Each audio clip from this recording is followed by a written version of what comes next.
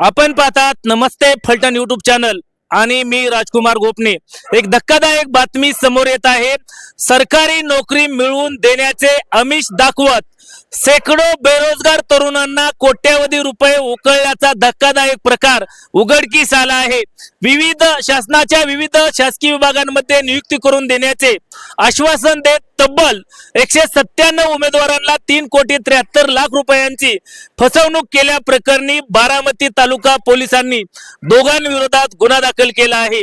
या प्रकरणात सुबायू सरकार उर्फ राणा राहणार वर्धमान पश्चिम बंगाल आणि प्रमोद भगवान गुरव राहणार घनसोली नवी मुंबई मूळ राहणार उंडाळे तालुका कराड जिल्हा सातारा यांच्यावरती गुन्हा नोंद करण्यात आला आहे।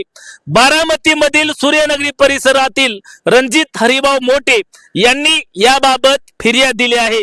पोलिसांच्या प्राथमिक तपासानुसार प्रमोद गुरव यांच्या माध्यमातून फिर्यादीची सुबायू सरकार यांच्याशी ओळख झाली। दोघांनीही आरोग्य वन जलसंपदा समाज कल्याण रेल्वे ONGC विविध सरकारी विभागात थेट नोकरी मिळवून देण्याचा दावा केला। यापूर्वी अनेक उमेदवारांना सरकारी सेवेत रुजू केल्याचा बनाव करून त्यांनी बेरोजगार तरुणांचा विश्वास संपादन केला होता। भरती प्रक्रियेच्या काळात इच्छुक उमेदवारांकडून अर्ज भरून घेत महाराष्ट्र शासनाच्या विविध विभागातील नोकरीसाठी प्रत्येकी सुमारे 5 लाख रुपये तर रेल्वेतील नोकरीसाठी 6 लाख रुपयांची मागणी करण्यात आली। रोख आणि ऑनलाईन व्यवहारांच्या माध्यमातून टप्प्याटप्प्याने मोठी रक्कम जमा करण्यात आल्याचेही तपासामध्ये समोर आले आहे।